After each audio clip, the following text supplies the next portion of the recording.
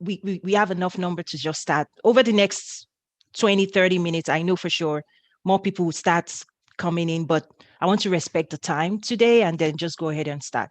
Okay, good morning to everyone. This is day 2 of the 4th edition of the Trade with Africa Business Summit.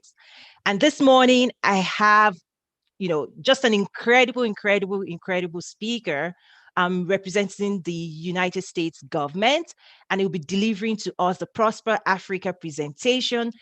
This presentation is where you actually hold a pen and a paper. You don't want to miss a bit. If you blink an eye, you're going to miss so much. I just told him this morning, like, right here, this presentation actually makes the event, like if this is all you take out of the event, you have something for the next year. So bring out your pen, bring out your paper. I'm going to go ahead and introduce to you Mr. Bill Fanjoy, who is the Managing Director for the Domestic Commercial Engagement for Prosper Africa, which is a US government-led initiative. He's going to share so much more. So I don't want to take any more moments of his time. So Mr. Bill, you're welcome. You have the floor. Toyin, thank you so much. And thanks to everyone for making the time for this very important conversation. Really, not just a conversation about resources, but a conversation, hopefully, among all of us online to form collaborative offers to compete in Africa and with Africans. Prosper Africa is I'm trying to move it ahead. And I'm clicking my arrow key. Oh, let me just click on it. There we go. All right, I did it. Okay, so Prosper Africa is an initiative that takes all of the resources of 17 agencies of the federal government and focuses them on your success. And for the first time, we are de-siloing trade from investment, from development. So we don't care where the resource used to lie, whether it was on the continent or back in the United States, there in the export sector or in the development sector. All of these areas are intertwined for most transactions, and that's truly what we're about. We're about transactions. So whether you're looking for a partner overseas in Africa, or you're looking to invest, or you're looking for financing, or you're looking for some sort of economic developmental challenge, they're intertwined, and we're here to help you. So the opportunity, as Toyin and I were discussing, is Africa. It's the emerging middle class, and I equate it to other economies that are larger, but not that much larger, like Latin America 20 years ago. They are where Africa is today. And wouldn't you want to have been getting into, let's say, Mexico 20 years ago rather than today? Well, now's your chance.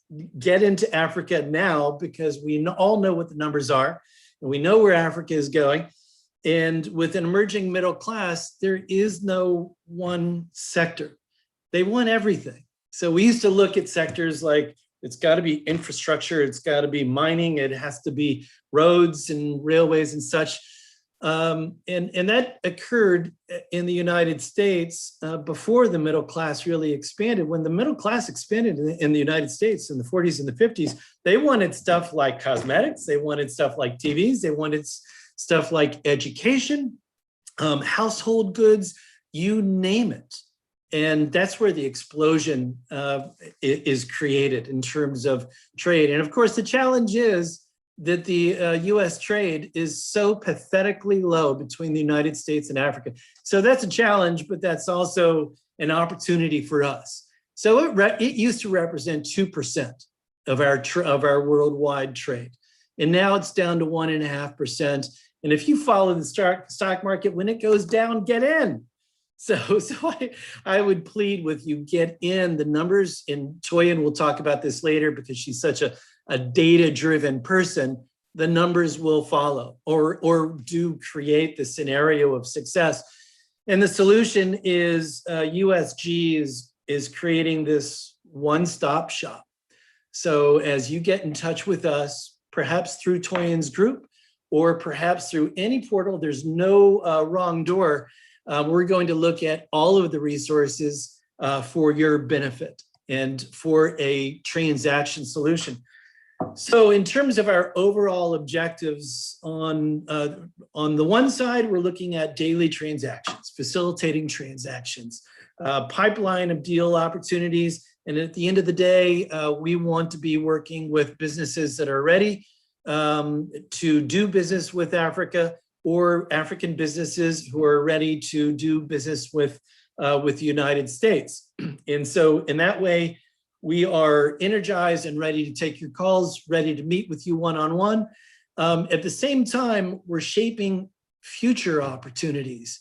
So the information that we get from you all on a day-to-day basis, we and the US government will use for shaping what US government resources need to be in order to facilitate transactions, what impediments to trade exist via our discussions, and how we at USG or on the ground at the US embassies, what we can do to remove those impediments. So it's about now and it's about the future.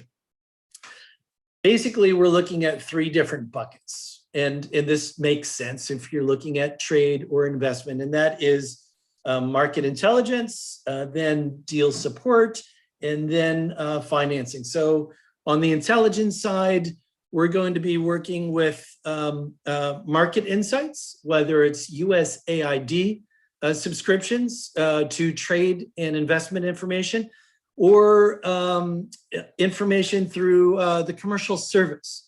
So the Department of Commerce has got offices across Africa that provide country commercial guides. And so if you're looking at one country in particular, this is where you start.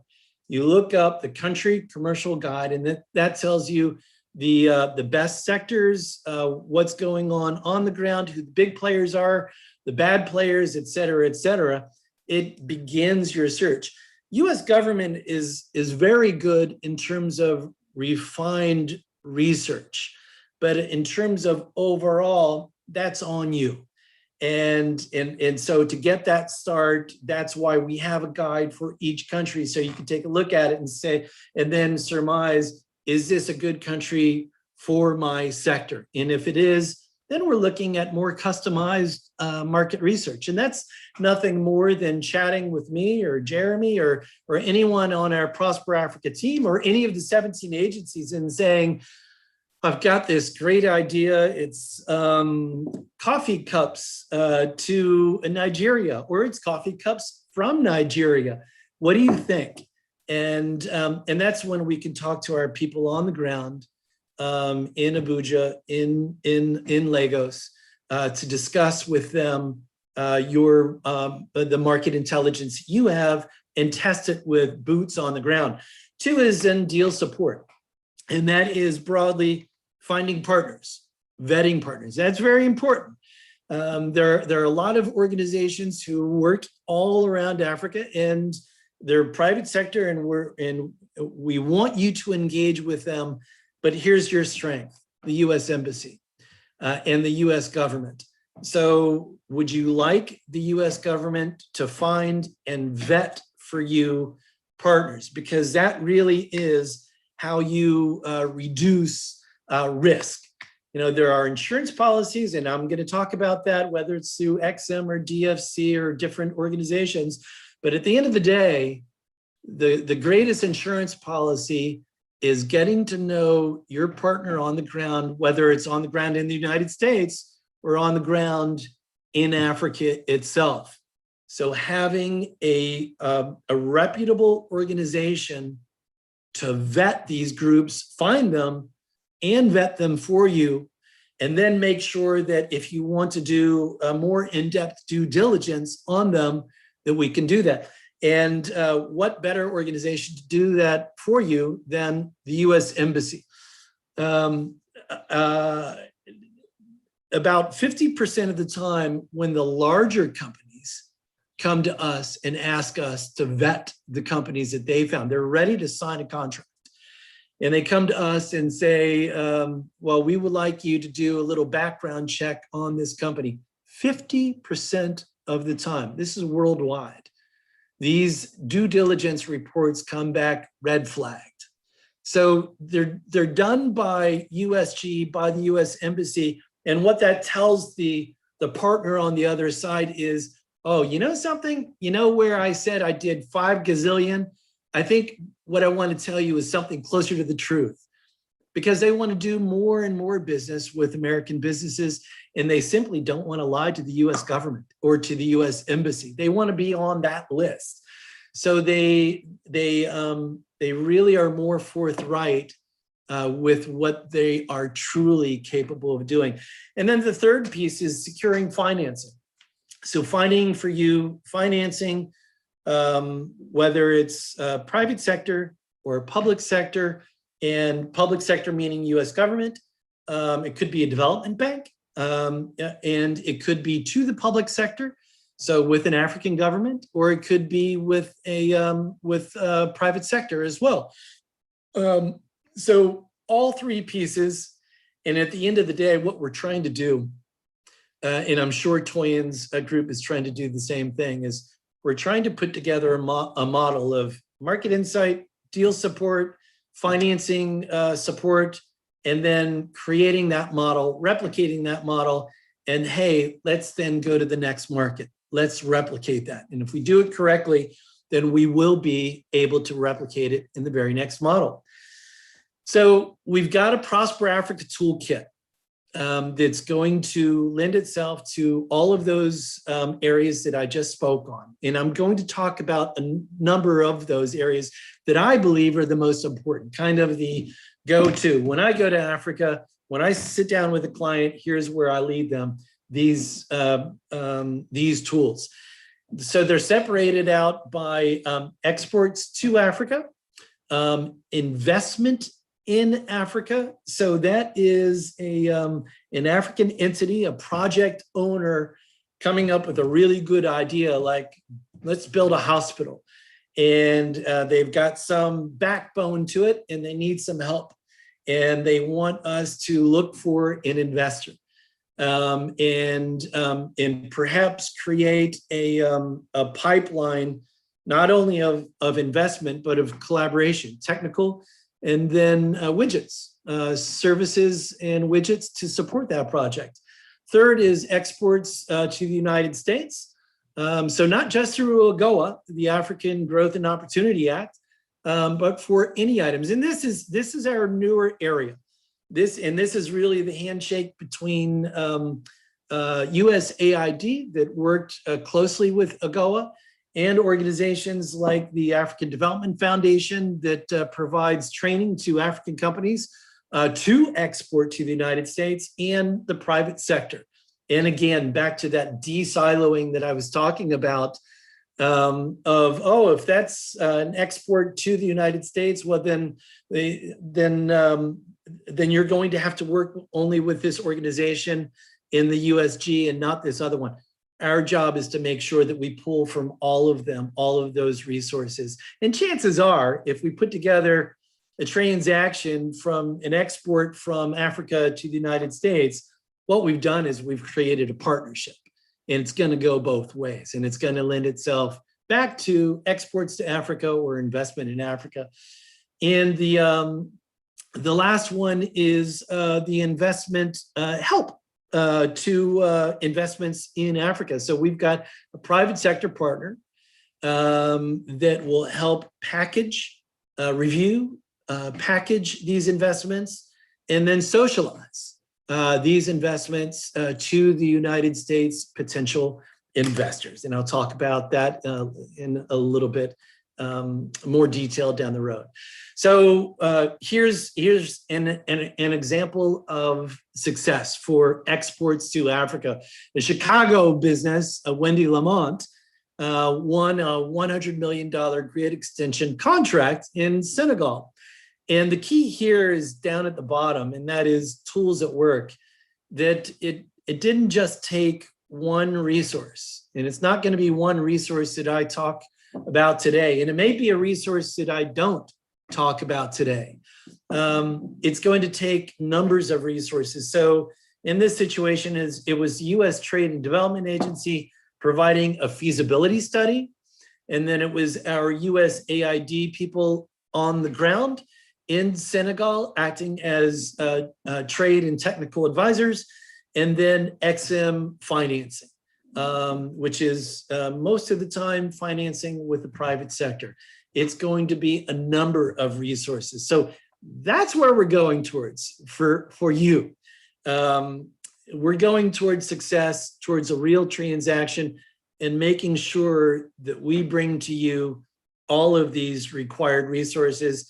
And again, I'm going to tell you that we're a one-stop shop, so it's not your job to figure out these resources. That's our job. It's your job to realize that you could be a client and you could have an opportunity, and to give us a call or send us an email, and then come into our fold. And then our job is to lead you correctly.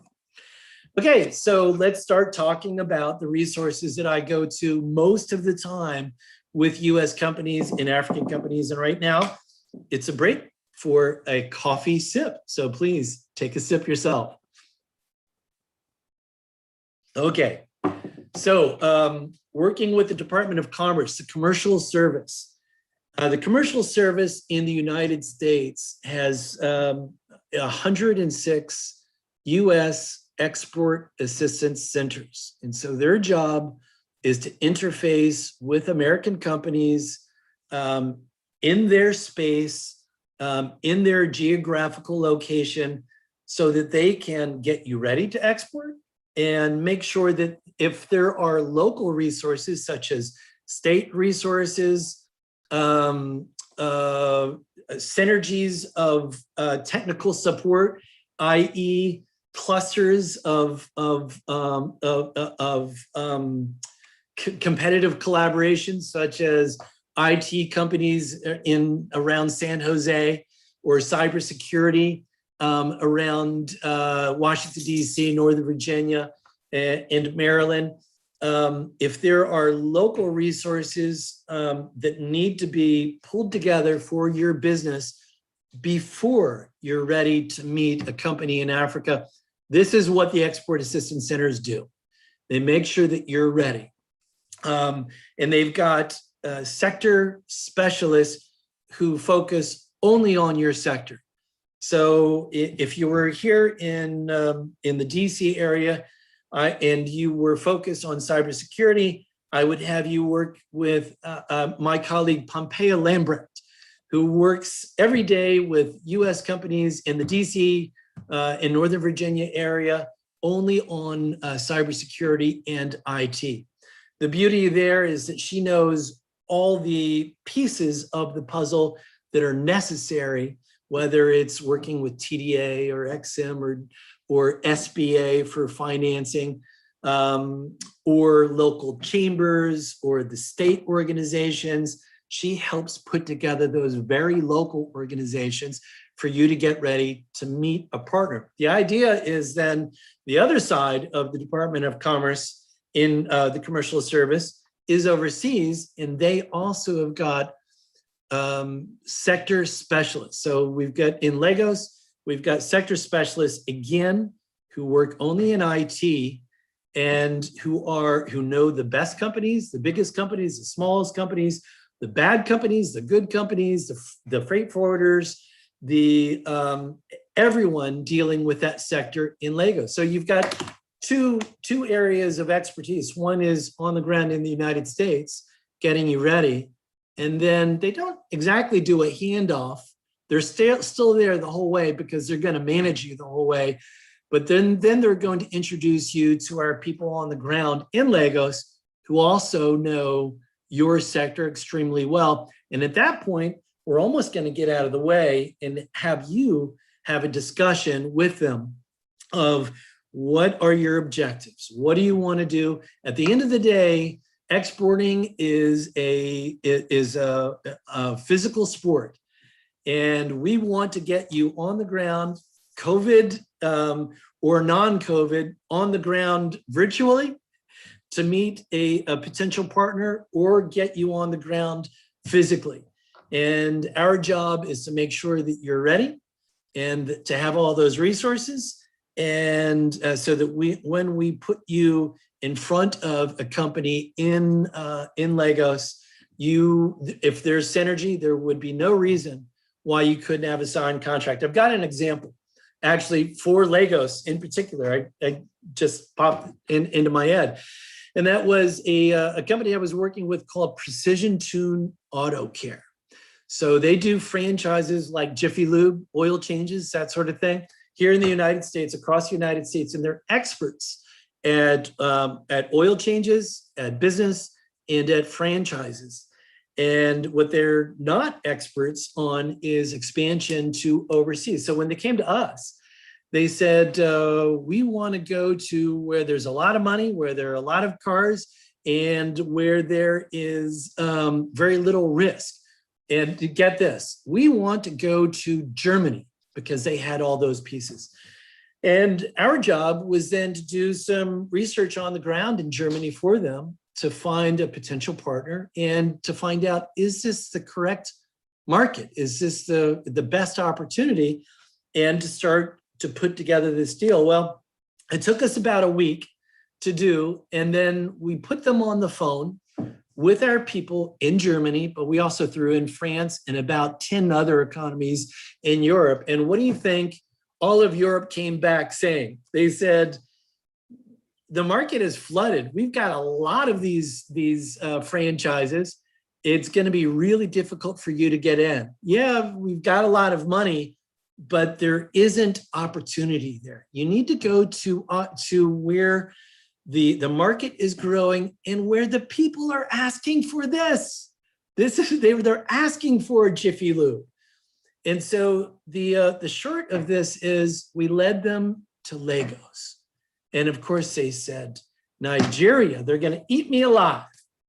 Nigerians are the savviest business people in the world, and they are. And I've lived in Africa for years and years. And my Africans in Mali or in Congo, they were afraid of going to Nigeria because they were going to be eaten alive. Well, our job with the US government is to make sure that you're going to meet a business operator in this situation in Lagos, who understands you, who understands Foreign Corrupt Practices Act, who wants to meet you. And we're going to put together a package of insurance through Exim Bank, through financing with DFC, through background checks through the US government, through the US Embassy, further background checks, et cetera, et cetera. So when you sign an agreement, it's as rock solid as anywhere in the world. And we got you to the best partner. And that's what we did for Precision Tune Auto Care. It took us about 18 months, and that's our average. If you've got a widget or a service that's ready to go, it's going to take us about 18 months to find you the right market in Africa and to introduce you to the correct partner, make sure that we've got the correct pieces to the puzzle, and that we do the right due diligence to where you can actually sign a contract. So it was about 18 months later where they signed a franchise in Lagos. It's still operating. This was 3 years ago. It's still operating today. And we continue to work with them. And we've expanded that from Lagos to about 12 other economies in West Africa, i.e., if you can do business in Lagos, boy, do we want to introduce you now to Ghana, to Benin, to Burkina, to et cetera, et cetera. We can replicate this model. These are the areas that the commercial service works in. And at the end of my presentation today, you're going to see the other resources that really add to this, because this is really export only. And what we're trying to bring in is, would there be resources also with AID or with MCC or other organizations that have in the past worked only in development or only have worked in investment? I'll give you one other example. And that was because AID was a part of this. It was a US company trying to get into West Africa, and they wanted buyers of a nutritional paste for babies. And so they wanted buyers, and they wanted potential partners to actually make the paste there in country. So we we did our research, our market research using USAID on the ground in 5 different economies, because in this situation, we were looking for distribution in not in cities, but in rural areas. And in rural areas, we're USAID on the ground. So we had numbers of discussions with AID on the ground of whether or not this was going to work, whether or not there was an appetite for this product.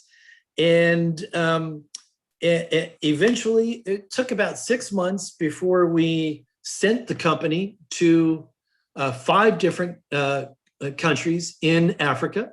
And there we provided the nuts and bolts of, okay, we're going to fly you into Cotonou in Benin, and here's where you're going to stay. And then we're going to do a regional flight, then to Bamako in Mali, and then to Accra in Ghana. Very difficult to do. And that is what we do. It's the nuts and bolts of actually getting you on the ground and then getting you to sit down with that business operator in their operation. So not at the U.S. Embassy, because there's nothing to be gained by meeting someone at the embassy.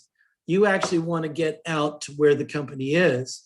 And there we're going to provide translation, interpretation, drivers to get you out there, because it's the infrastructure may not be easy to get around. I know that it's not.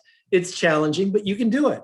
But you need help. You may need help even being expedited at the airport. You know, the guy at the airport that has a sign, Toyin, follow me. I've got the car waiting for you. That's what they can provide. So we provided that for this client, trying to get on the ground to provide this peanut butter nutritional paste. And we set him up eventually, 18 months later, in Mali. When Mali shut down because of the troubles that they had there, we simply moved them to Kumasi, Ghana, where they operated. And then afterwards, we formed an agreement with USAID to provide training in Ghana of 7,000 farmers to help provide the peanut, the exact peanut that they needed for this paste.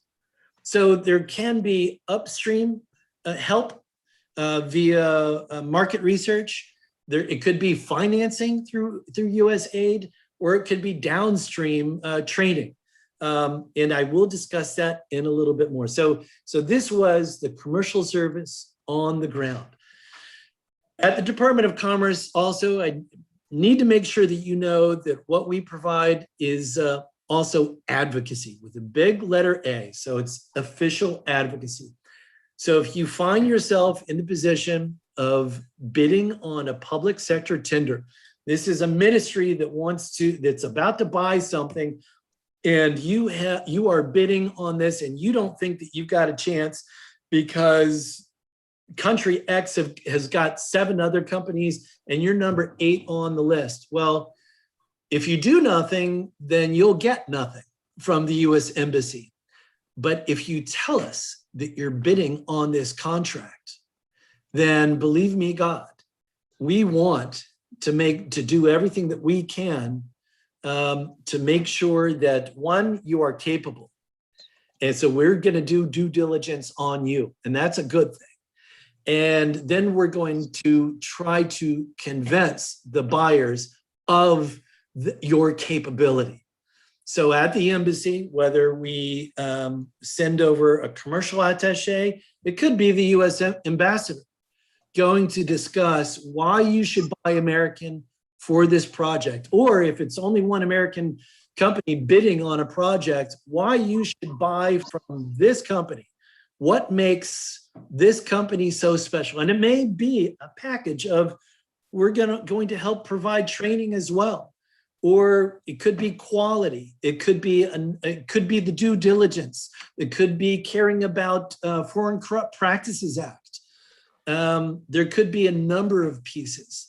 But if you don't tell us that you're bidding on a tender, then we won't be able to advocate on your behalf to help you with that bid and to get that the country, the government, to take a good look at you.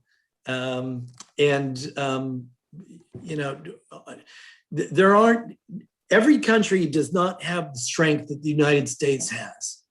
And this is where you want to take advantage of being an American company. So give us a call if you are working in public sector. So now let's talk about financing. Because before a company goes overseas, you do want to have your financing set, and you do want to have insurance set. You don't want to meet with a company that's been well vetted by us and have that company that then say, "Yeah, I'd like to buy, but I need terms," or you then say, "Wow, that's a big order. I need insurance."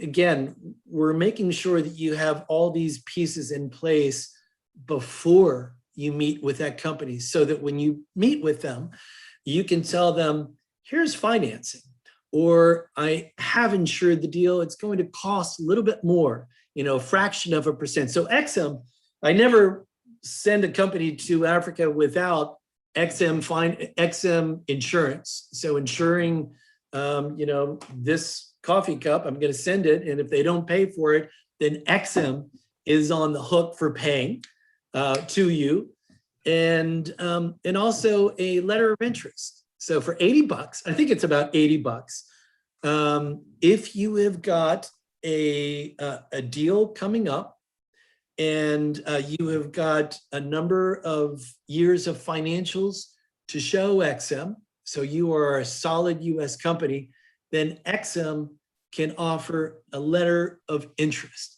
And so what this is like, being a homeowner and you want to sell your house. So you're selling, right? And you're about to open the door and have buyers walk in. Well, you may think about talking to a bank in advance to say, "Hey, what if someone says, I'd like to buy your house, but I got to finance it?" Because everyone does, right? You're looking for a mortgage. So it's no more than a letter saying, if you buy this American product, then we will offer these terms of interest and tenor, meaning how many years you would have to pay it back. There's a country, if you go to the XM website, there will be a country, I'm sorry, what is it called? It is called the Country Guide to Limitation Guide. And so that is each country in Africa, what is XM open to provide? So 7-year repayment, more than 7-year, we're not open at all. Last piece about XM in terms of financing is, if you can provide information on your competition, XM wants to know if you are bidding against a state-supported company that has concessionary financing. That means unfair financing, that you can't possibly compete with that. Let's say it's financing of 1% and 20 years out. Well, if you can provide evidence to us on the ground, XM can take that into consideration. And because they do want you to be successful. They're not simply going to say, "Here it is, 3%, 7 years, that's all we can do." And there's no in-between period. That's what you get. No, they want to know what the competition is offering, if it's unfair. And if it is unfair, then there may be some wiggle room, and there certainly may be wiggle room in their content, US content requirement. In general, their content requirement is 85% US. unless you're bidding against a state-supported organization, and at that point, they can reduce it to 51%. The idea is give us as much information about your competition as you can with evidence, and then that's going to be more information for us to come up with a better package. Most of XM's financing is public sector, and there are more pieces to our job at Prosper Africa or at the Export Assistance Center is if you need something to get you in front of an XM agent who can really talk about their policies in depth for what you're about to do. And this is a little further explanation about that. The letter of interest and buyer credit, single buyer, exporter credit, et cetera. DFC, which was the OPIC, Overseas Private Investment Corporation, they offer political risk insurance. They also provide feasibility studies, and they provide financing. Now, their financing is more focused on private sector. I believe their number is around 75%. If it looks like public sector is going to have more than 25%, then they'll escort you over to XM. But again, if you're looking at a transaction where you're not sure, should I have XM? Should I have DFC? Well, that's my job. I'm going to put together a meeting between you, DFC, and XM to see what the best fit is, or at least ask you for more information about this transaction and make sure that you know about political risk insurance and that XM or DFC also provides feasibility studies. Most of their feasibility studies are in the area of, it's a large number, $500 million. I'm sorry, $500,000, not $500,000. So if it's, you know, and they want to buy in from you as well. So you're in for a certain amount, and you're looking for financing of up to $500,000 for the rest of the feasibility study. USTDA, again, is a go-to tool for two pieces. One is the feasibility studies, and their feasibility studies are focused on very specific sectors and very specific countries, and they've outlined the countries there. But what they also have is a training grant. So again, if you can provide evidence that you are your competition is unfair and is state supported, USTDA has training grants of up to $1 million. Where they'll look at your project and they'll say, okay, let's say it's you're going to sell a hammer. Well, you've got to have a description of how to, or an explanation of perhaps how to use the hammer. But they then would look at, well, why don't you put together a training program where perhaps we bring the project owners back from Ghana to the United States to a training program here to learn more about working with vocational training programs. So it's an extra training.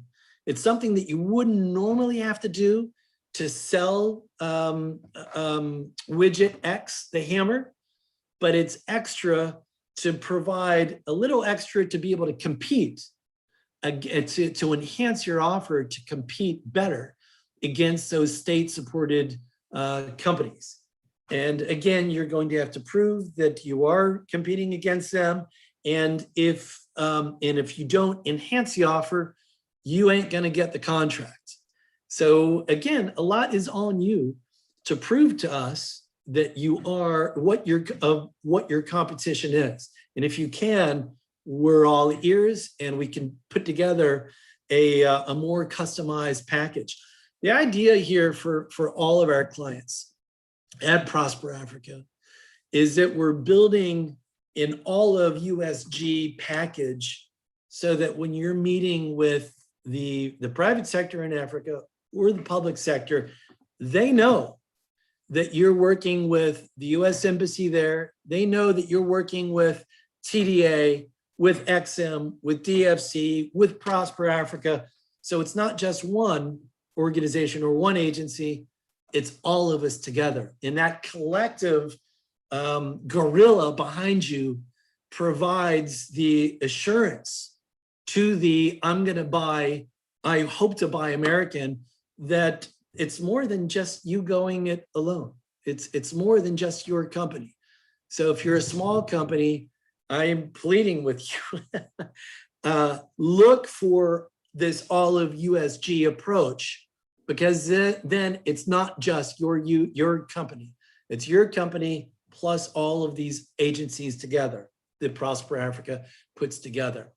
USAID, again, so this is, for me, the newest value of what Prosper Africa is. It's taking this, de-siloing and bringing for you USAID resources that in the past have been intended for development purposes. Well, AID has got a lot of instruments and research and technical experts, advisors, financing that can lend themselves to your success. So one is financing, DIV, Development Innovations Ventures, and this is financing of up to $5 million over 5 years by orders of tranches. So I worked with a company when I was in Accra. It was a California company that wanted to put their solar solutions on the ground so that Ghanaian schools, districts, government leaders could see what the solution was.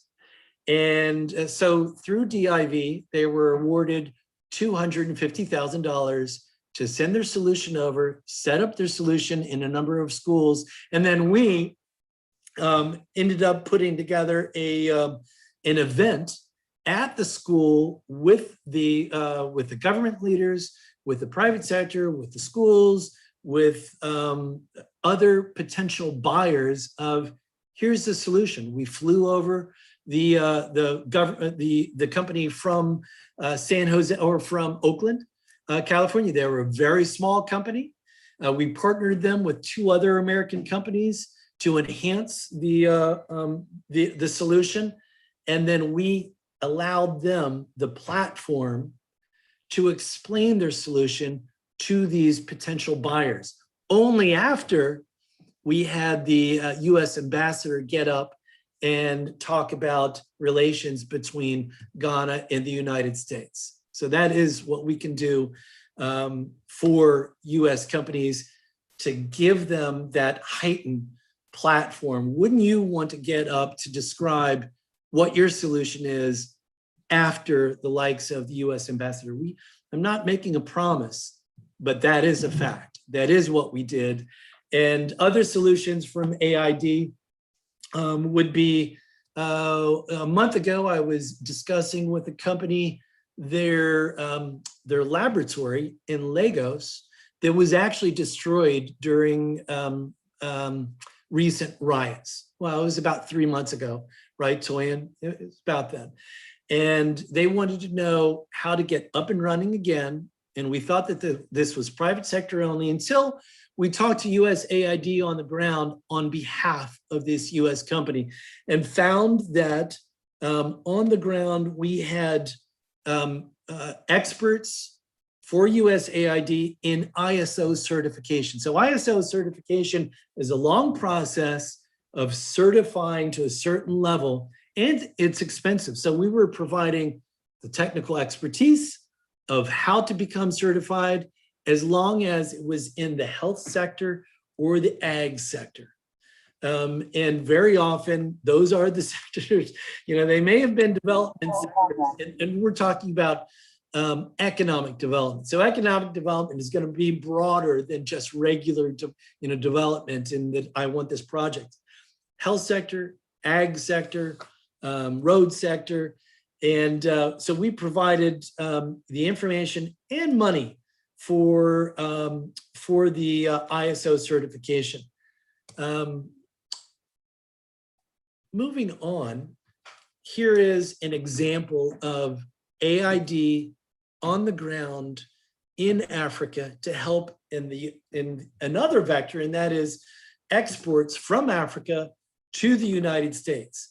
And in this situation, you can read it yourself, but again, we interface with the U.S. African Development Foundation to provide training grants of entrepreneurs in Africa for shea butter, shea products, and then worked with the West African Trade and Investment Hub and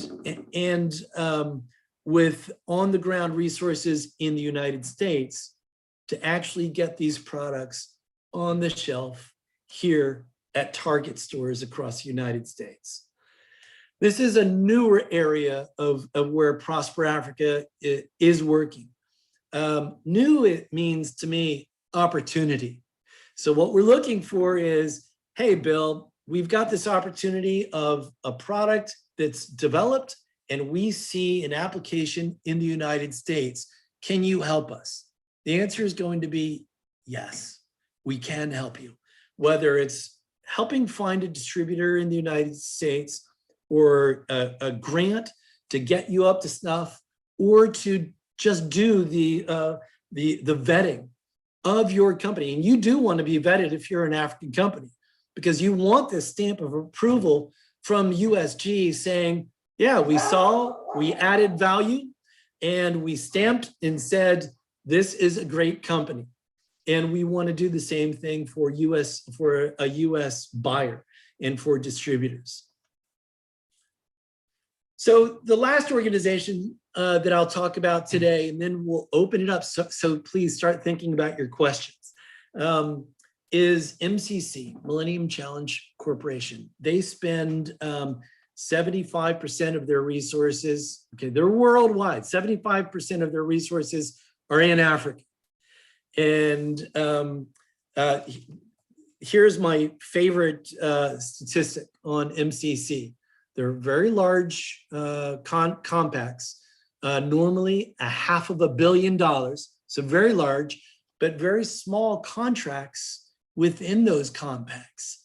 And only 17% of the time that US companies, or 17% of the contracts are going to US companies.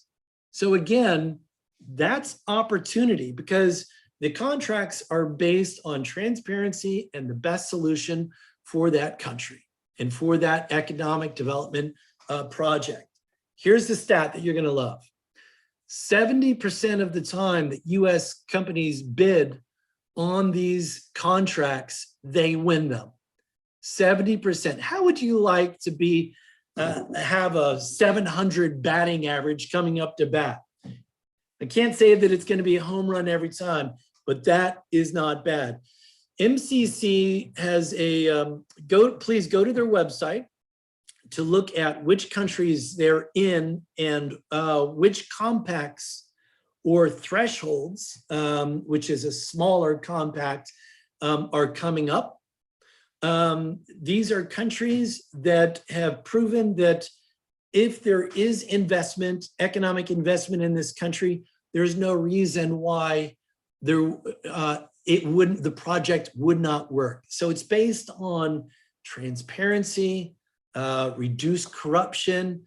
Where the MCC compacts are is a very good roadmap to where perhaps you should look at, but is also a safer way to get into an economy if you're just beginning. I will leave you with a website that MCC has, and perhaps we could put this in the chat. It's mcc.dgmarket.com, and daily MCC addresses what are the contract opportunities today. in all of the countries where they have compacts and thresholds. So I happened to look one up. As soon as I got up this morning, I looked up what's the latest, and I'm sorry, the latest was May 29th. So it's a few days, I guess that Friday? And it was in Morocco, and it stated delivery, acquisition, installation, and switching on a techno pedagogical, I hope I said that correctly. That's not my area of expertise. Equipment for vocational training institutes. So you click on there and you're going to find out how to bid on that, when to bid on that, what the technical qualifications are, et cetera. A lot of the contracts are, they're huge contracts, and a lot of them are for single operator consultancies, perhaps one like yours. An investment in Africa example of where we worked is this contract or project in Djibouti. Now, here I'm going to lead you to our virtual deal room, because that's where investment opportunities like this one that is being financed is being socialized with US investors. And it's still in trial right now, but right now we've got 20, I believe it's 22 deals in the deal room. And these are deals brought to us by people like you of, again, I want to build a hospital in country X. And here are the parameters, here are my partners. I need an organization to help package it and to socialize it to various US investors, and then to start to play an in-between role of going to the investor and representing the investment, and then looking downstream at if the investment is invested in, then what products and services will come of it. So this is really early intelligence for future trade transactions. Please go take a look at this. Is on our front page at www.prosperafrica. On the left-hand side, you'll see a button for the virtual deal room, VDR. Click on it, register there, and then you can see the various deals. You can register your interest in one deal. So if there's more information about that deal, it will be sent to you. But more than that, I hope, is it will be examples to you of deals that maybe you're thinking about that you could bring to us and to socialize with us and to discuss, have a discussion on whether or not this is a deal that US investors are looking at. So folks, I'm at the end of my chat, which means it's in your hands. I'm looking, Toyin, I'm going to be looking to you for, are there questions and various areas that you'd like me to get into? But before I do, I like to tell you that, again, there's no wrong door.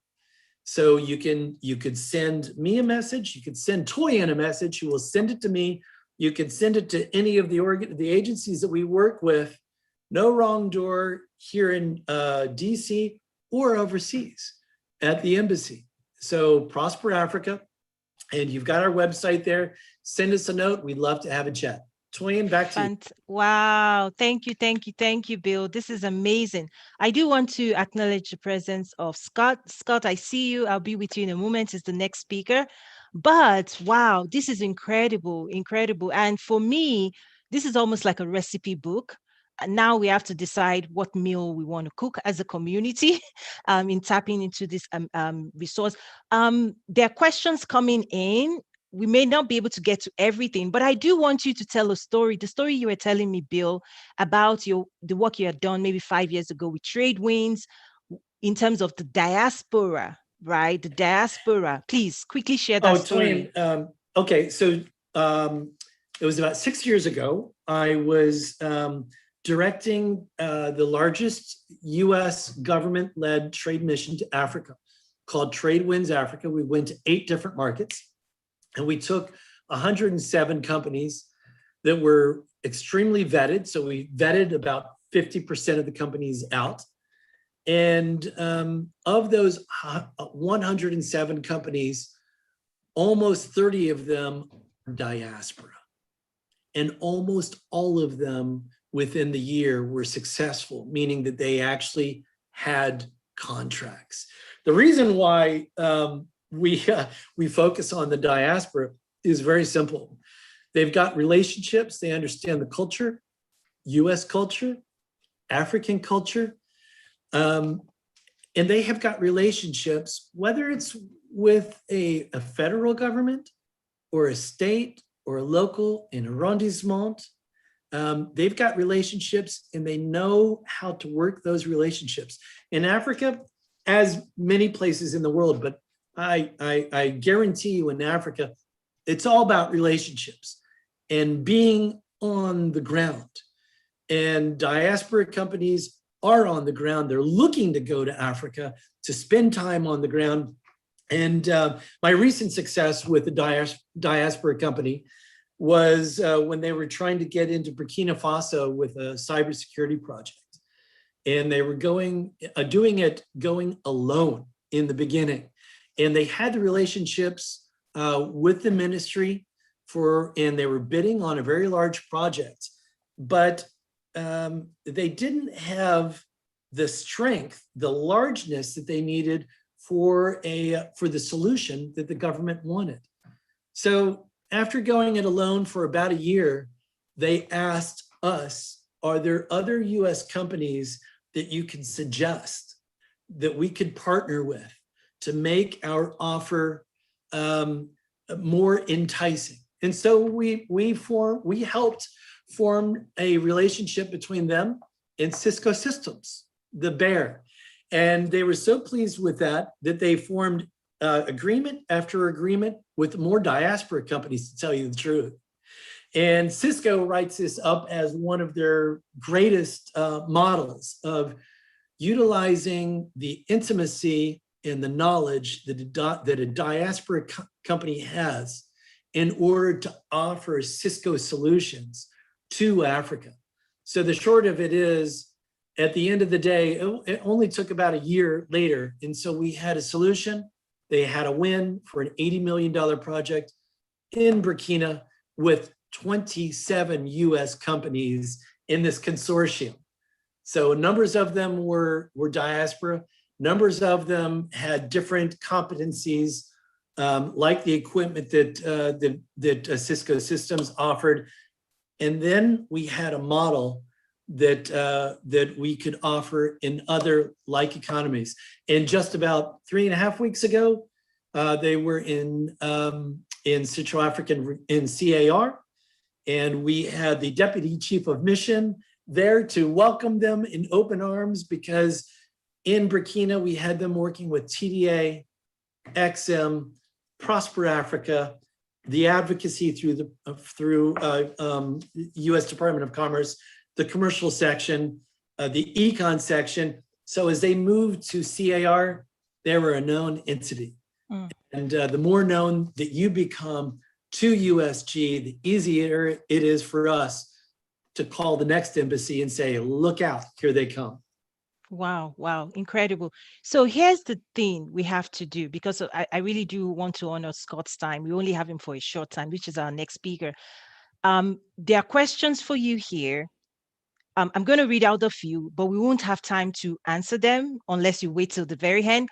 But the other thing I'm going to do is probably create a Prosper Africa section in our community and drop all of this question and then invite you and Jeremy to really sift through and respond individually to those questions. Because, one is for not-for-profit organizations in America, extending to Africa, is there any help you can offer? There's another question here. Is there project from the private sector that needs equity financing? Where do we start? Each of these questions, they will require us to dive deeper.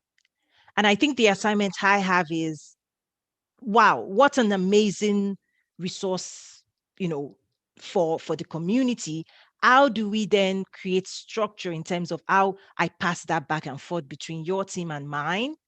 I think that's the challenge. We have to build something, because I suspect more questions are going to come out of this, right? No question will go unanswered, Toyin. And thank you very much for being the center to take these questions. And this is the no wrong door approach. So that they can use your door, and we will get back to them promptly. Fantastic. So bear with me, everyone. Bill and Jeremy, are you staying or you're leaving? Because depending on your appointment as well, I don't know if I can move this to the end of the day, and those who want to stay behind, even after we officially close out, maybe they want to have a session with you. Because I want to respect Scott's time. We only have him for his calendar was super booked. So I want to respect that. But I still also want to give people who want to interact with you, I do want to give them time, even when we officially close for the day. Toyin, I think we'll leave, but Okay. then please email back. Okay. Or text me or call me and to tell me, Bill, time to get back on today. Because I would be more than happy to jump back on with a group who has other questions where the whole group could benefit. Yeah. Discussion. Be more happy. Fantastic. And I do see future engagement. Like I said, there are some things that I see here, in terms of talking about 18 months. In my mind, I'm putting on my business hat. What could we do to shrink that for lower risk engagements? Because I do understand the 18 months and the due diligence it takes based on the threshold of number. But based on my business background, there are some things that if it's a million and above, you need this level of appraisal, you need this level of approval. But if it's this particular threshold, 50,000, 10,000, yeah, you could bypass all of this, So that's something that I'm walking away with in terms of what's the size of the project, and do we really have to take 18 months to get it to close? Or could we design a new structure? I mean, that's what I do, process improvement for my community based on their size. And we could say, exim, this, we could shrink it down. 3 months, you're good to go, particularly when we have both partners on both sides at the table, and all we need is financing. So those are the thoughts coming to my mind. I just want to bring my experience to the table as well on behalf of my community and in partnership with your office for sure. Everybody help me to thank Mr. Bill. Any parting words as we switch over to Scott? Oh, you're mute.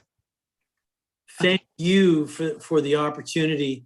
And I look forward to hearing from your participants what their needs are, what the concerns are, so that we learn more here about Prosper Africa.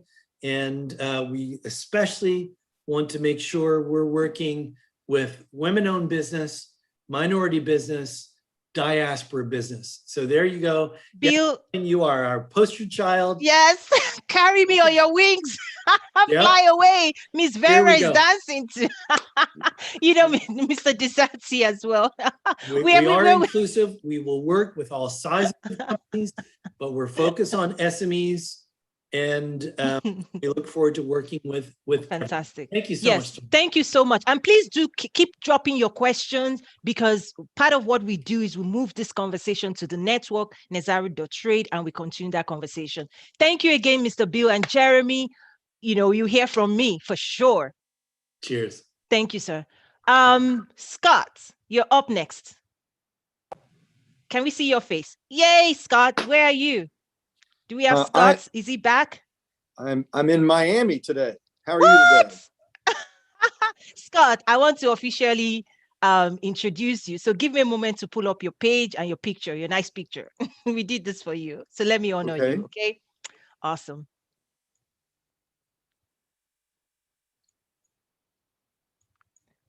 Okay, Mr. Scott is no stranger to this platform. Before this platform even came to life, he's been like a great support. I'm telling you, I couldn't have done all of this without Scott's support and partnership. And I do want to just recognize him formally for those who are not familiar with his work.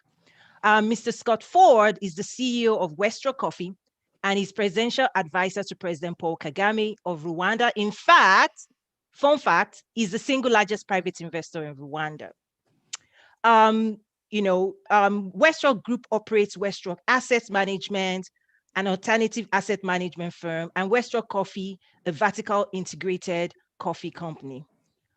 He serves as executive officer, chief executive officer, chief investment officer of Westrock Asset Management, and is the chairman and CEO of Westrock Coffee, like I said. Prior to forming Westrock family of companies, Mr. Ford served as a president and chief executive officer of Altel Corporation, a provider of wireless voice and data communication service, where he led the company through several major business transformations, culminating with the sale of the company to Verizon for $29 billion. He began his career with Merrill Lynch Capital Markets and then spent 10 years working for the Stevens family in Arkansas, where he worked closely with its renowned chairman, Jack Stevens. It's an honor to welcome you, and is also a lifetime sponsor. Westrock Coffee is a lifetime sponsor of this platform, and I want to play a key video right now just to introduce you all to Westrock Coffee.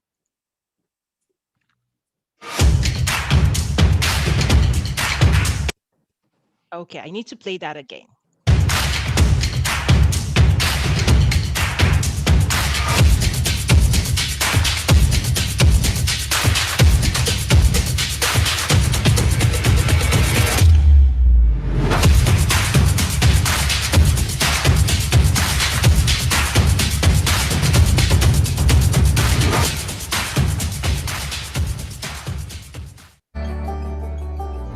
I firmly believe that any man's finest hour, the greatest fulfillment of all that he holds dear, is that moment when he has worked his heart out in a good cause and lies exhausted on the field of battle, victorious. At Westrock Coffee, we celebrate the determination and spirit of the people of Rwanda who help us make the finest coffee in the world. Scott, such an honor to have you again. Oh, always my pleasure. Thanks for the invitation. Oh my gosh. Okay, so the format of this it's a conversation between you and I, as always. Okay. And then everybody else has the honor of listening in, being a fly on the wall. So it's me and you. It's me and you Okay. just talking. All right. Okay. So for those who have been a part of Trade with Africa Summit from the very beginning, you're not a stranger to them. Okay. So this train, more people, have just jumped on this train. So they really don't know all the various stories you've shared in the past. But I encourage everybody, if you go to our digital platform and just type Scott Ford or Westrock Coffee, you're going to be able to see all the videos because we have over 40 videos from past engagement. You're going to see Scott tell the story of how Westrock Coffee started in Rwanda. You're going to also see last year he put together this educative supply chain video for us. You're going to see all of that. So please, we don't want to really go back to what's Westrock Coffee. So I encourage people to do that due diligence and do that research. But today, I really just want to assess where Westrock Coffee is as it sits right now, and then the future, and then, how you continue to impact on the continent. How does that sound, Scott? Okay. It's your show. Wherever you want to go. Awesome. So the last time we engaged, since the last time you've acquired, a new big player. Tell us the story of that. How you're now, I believe, the biggest in the US. Is that? Yeah. So we are from a little dilapidated mill in Rwanda in 2009. Today we believe we're the largest